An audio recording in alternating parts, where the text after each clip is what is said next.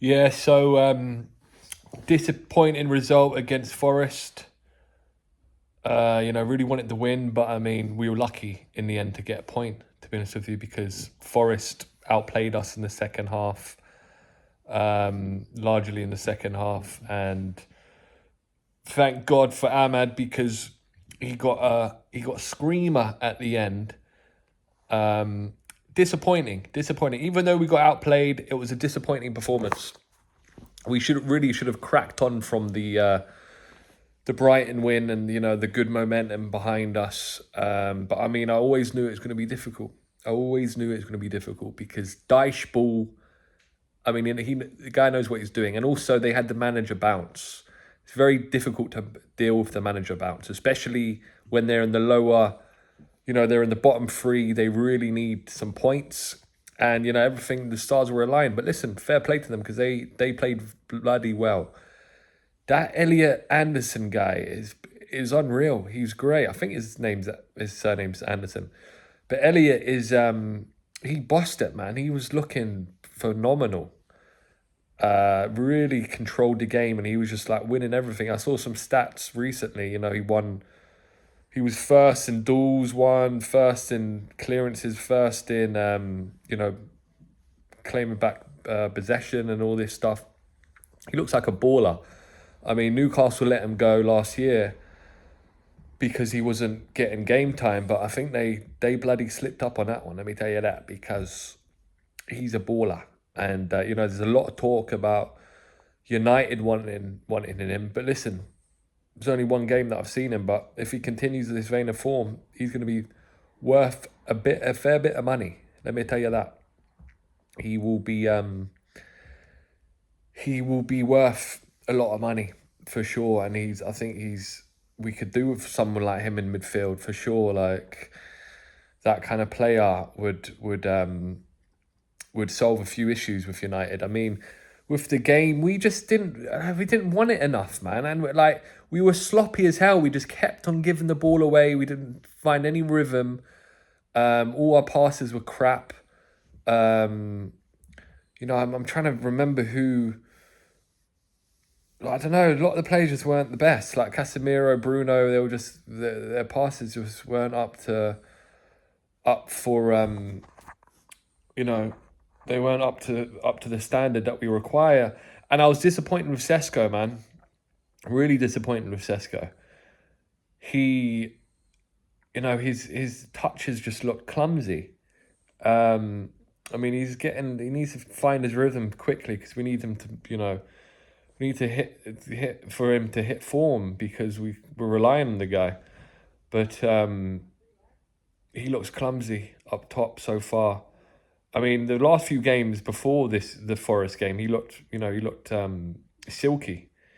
He looked like he had a nice deft touch, but I mean, I don't know why we didn't bring Xerxes because Xerxes, he reminds me of like Berbatov, but he's just way bigger and a bit faster. But he's silky on the ball, man. I remember last season he's a bit of a techie player. Like considering his size, like you'd think he'd just be, I don't know, just like some bloody Lukaku sort of player, but a silky player. We should have given him more minutes. I don't know if he even came on, but Amram, the jury's out on his subs still, because he doesn't always pick the best subs, and Kobe's still nowhere to be seen, and I don't know, man. I don't know.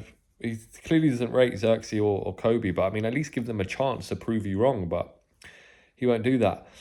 Sesko, I'm still of the camp that we should have kept Hoyland. I mean, it's easy to say in hindsight now that he's doing bits in Italy. But I always knew Hoyland was a baller. I wanted to keep him. It was just because our team was so crap. He looked crap. He didn't get any service. Like, we should have kept him. He would have been great this season, I'm telling you. The team around him would have been better. The service is there. He would have been firing on all cylinders, but we weren't patient with him. Maybe Amarim just didn't like his style of play, I don't know, but Sesko really needs to crack on now because time is running out for the guy. I mean, it's not running out. I mean, it's still early days for him and he's still super young.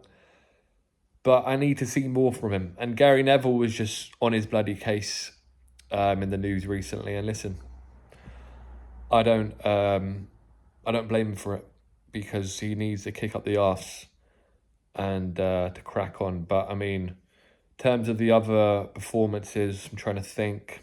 Our keeper, I mean, he couldn't really do much for them 2 goals, but really need to start building on, more clean sheets. We switched off for 5 minutes, the whole team. It was pathetic. I mean, we keep conceding similar goals as well, sort of them whipping it into the box, and we need some signs, some cracks and signs were showing of the last few seasons where we just lose our heads and we just concede stupid goals. But what I will say is progress, because last season we would have lost that game. We would have lost that game 2-1. Maybe even if an Amman scored, we would have lost that game 3-2. So these are little small mentality shifts, I would say, that have been different. So to get a point there is progress, but we need to be winning them kind of games if we're going to be challenging next year, and if we want to be in top 4, because I mean top 4 is still up for debate. But yeah, I mean, not the worst result, but it took a bit of wind out the sails. Everyone's. I mean, the title challenge talk was in the air for a minute, but that's kind of been hushed up, but in a good way, and that's a good thing, I suppose. But what's it called? Yeah, just need to crack on now. The next game is Tottenham. That is an important game, very important game. We need to bloody beat the buggers, because we really need to be cementing this top 4, because as Amram says, Europe is paramount. It's really paramount for the club, for the fans, for everything. But I mean, hopefully we're facing Tottenham at a good time, because there was a clip going around where Thomas Frank was got bloody, the cold shoulder. He got ignored by his players on the pitch. So listen, hopefully there's some cracks there that we can exploit, and stick a bloody leg in a crack and widen it up a bit. I'm all for that. But but I was chatting to my mate. He's a Spurs fan. He was saying, it's he's not that confident because they're at home. So we're going down to London. It's a away fixture for us. And he was saying Tottenham are crap at home at the minute. They just can't figure it out. So they're only good away. So hopefully we can exploit that weakness and really stick it to him. But yeah, I wonder what the lineup will be. I mean, it's still only, it's still early days. It's only Tuesday. Oh, so it's Monday. Wait, is it? Yeah, it's Monday today. So Saturday is a big game. And really need to... Oh my God, my dog's just farted. It stinks. Yeah, so we shall see the lineup. But I reckon I wonder what will change. He keeps on picking Dallo as bloody left back when we got Dorgu, and Dallo's been absolute junk at left back. He's not a left back, he's a right back, but we got Ahmad there who's better. Love Ahmad. And it's like we're almost kind of forcing Ahmad into the team, because we got 2 great wingers and Ahmad has to be wing back now. But you constantly see Ahmad's constantly trying to attack, because that's his natural sort of mode of thinking. And I feel like, no, he's great at wing back. He's great. But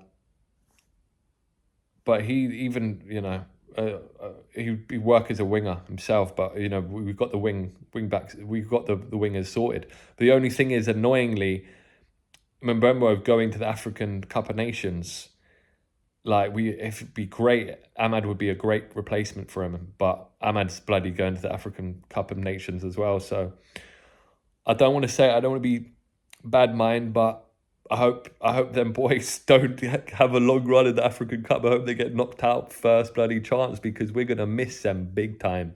I'm just thinking from a United's perspective, we're gonna miss them players hugely. I don't know what we're gonna do without. I mean, Xerxes will get more game time. Dorgu, Dalot. Yeah, it's going to be interesting to see how we cope without them, man, because they're important. I don't know who else are we losing to the African Cup of Nations. I think that's the only two players, but those are key players for us. So it's all up in the bloody air. It all is up in the air. But listen, yeah, I'm going to keep up with these videos. I'm enjoying talking about the United, and I'm just doing this for fun, really.